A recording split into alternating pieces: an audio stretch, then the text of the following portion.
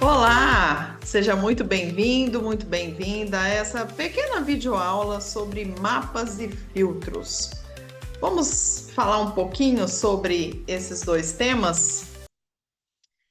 Mapa não é território, né? O que isso quer dizer? O engenheiro, filósofo e matemático polonês, o Alfred, ele proferiu essa frase na década de 30 e ela acabou sendo utilizada como uma das pressuposições da PNL. E o que é que esta frase quer dizer, né? Quando a gente fala sobre mapas, aí, segundo a PNL, os mapas eles referem às representações internas que nós criamos do mundo, né? Eles são como modelos mentais que a gente utiliza para dar sentido às nossas experiências. E quando a gente fala dessa pressuposição de que mapa não é território, isso significa que as nossas percepções do mundo não são como o mundo em si, mas é a forma como nós interpretamos esse mundo. Cada pessoa tem aí um mapa único, baseado nas suas experiências, crenças e valores. Quer um exemplo? Vamos colocar aí duas pessoas assistindo a um filme. Elas estão assistindo o mesmo filme. Ao final, você pergunta para cada uma delas o que significou aquele filme, ou qual aprendizado, o que ela achou de interessante. Você pode fazer a pergunta que você quiser, ou me fale um resumo do filme. Você vai perceber que ambas terão reações muito diferentes. Isso acontece porque cada mapa mental é diferente do outro, é influenciado pelas vivências e perspectivas das pessoas. Então, pode ser que uma pessoa focou mais ali na fotografia do filme, né, na trilha sonora, e aquilo despertou algumas emoções, algumas sensações, enquanto a outra pessoa ficou num campo mais analítico, prestando atenção no que estava de ruim ou de errado, ou aquilo que não combinou muito. Então, cada um vai ter ali o seu mapa, cada um observa de uma forma diferente porque está sendo influenciado por suas vivências e perspectivas. Então, isso são os mapas. Quando a gente fala de filtro, o que são esses filtros? Os filtros, eles são os mecanismos pelos quais nós processamos as informações que a gente recebe do mundo externo. Esses filtros, eles determinam o que percebemos e como interpretamos essas percepções. Então, quando nós falamos aí de filtros, né? O que são aí esses filtros? São esses mecanismos, são a forma como a gente processa as informações. Existem vários tipos de filtros, né? A gente pode falar de filtros neurológicos, de filtros sociais, de filtros individuais. Então, quando a gente fala dos sociais, a gente está falando de cultura, de educação, os individuais, a gente está falando de crenças, valores, memórias. Então, um exemplo de filtro, vamos pensar assim: uma pessoa que tem uma crença, e quando eu falo de crença, eu estou falando de tudo aquilo que eu acredito. Crença não tem a ver com religião aqui neste contexto, ok?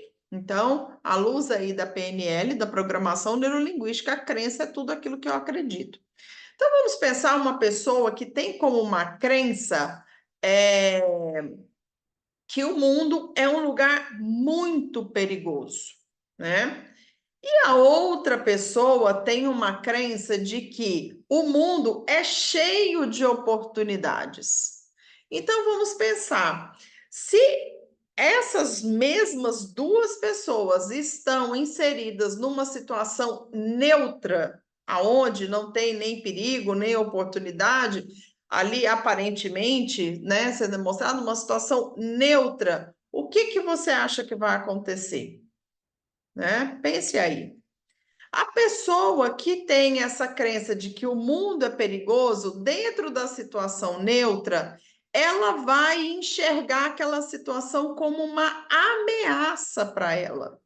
E a pessoa que tem como crença que o mundo é cheio de oportunidades, ela vai ver a mesma situação como uma chance de crescimento, né?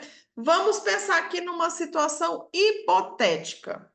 Nós estamos aí num ambiente no qual as pessoas estão descalças, né? Todo mundo está descalço, ninguém usa sapato. Se é uma pessoa que tem uma crença limitante, que me limita, o que que ela vai dizer? Ah, que é muito difícil vender sapato, ninguém utiliza sapato nesse ambiente. Como é que eu vou vender sapato para uma comunidade onde as pessoas só ficam descalças? E se uma outra pessoa com uma crença possibilitadora, ela acredita nas possibilidades, se ela chegar nessa mesma comunidade, ela vai dizer: quanta oportunidade eu tenho aqui. Ninguém utiliza sapato, ou seja, eu posso vender sapato para todos. Então, aqui a gente está falando de filtros e demonstrando que os filtros eles vão fazer com que a gente interprete aquela informação, aquela situação que está acontecendo por meios desse processamento, da forma como a gente percebe as coisas. Vamos aprofundar um pouco mais. Vamos falar aqui dos filtros, né? Possíveis filtros à luz do eneagrama. Então, quando a gente está falando aí, né, dos tipos do eneagrama, o eneagrama das personalidades, né? Dentro dessas personalidades, desse mapa do ser, que é o eneagrama, nós temos aí o que cada tipo de personalidade busca e como que essas pessoas tendem a ver o mundo. Então, pessoas que têm a personalidade 1, elas vão buscar a perfeição e a ordem. Logo, elas vão ver o mundo através de um filtro de certo e errado. Então, é tudo aquilo que é certo, tudo aquilo que é errado, eu preciso fazer o certo. Pessoas que têm personalidade 2, que têm uma necessidade em se sentir útil e amada, ela vê o mundo através do filtro dos relacionamentos e das emoções. Então, ela vai interagir com o mundo por meio dos relacionamentos e das emoções. Pessoas que têm um perfil 3, o foco delas está no sucesso e no reconhecimento. Então, ela vai interpretar o mundo através de um filtro de conquistas e imagem. Pessoas que têm uma personalidade 4, ela busca por identidade e autenticidade. Logo, ela vai interpretar o mundo por meio aí de um filtro das emoções profundas e da singularidade, uma vez que eu estou buscando a minha autenticidade, em ser único. Pessoas com tipo 5, né, de personalidade, elas têm aí uma necessidade de conhecimento e compreensão. Logo, elas vão interpretar o mundo através de um filtro de lógica e análise.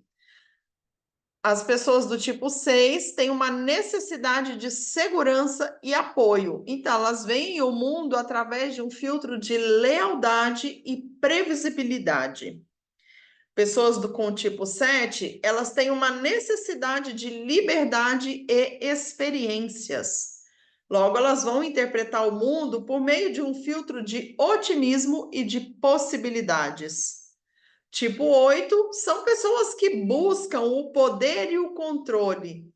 Então, elas vão ver o mundo através de um filtro de força e justiça. E pessoas com personalidade 9 que buscam e que têm a necessidade de paz, harmonia, né? Elas vão interpretar o mundo através de um filtro de tranquilidade e consenso. Então, pessoal, dentro desses filtros, né? Quais são os filtros aí que mais te chamam a atenção, né? O que que você percebe dentro da sua forma de ver o mundo? Qual é o filtro que mais está presente aí na sua vida? Hoje nós exploramos aí os conceitos de mapas e filtros na PNL e como eles se relacionam com os tipos de eneagrama.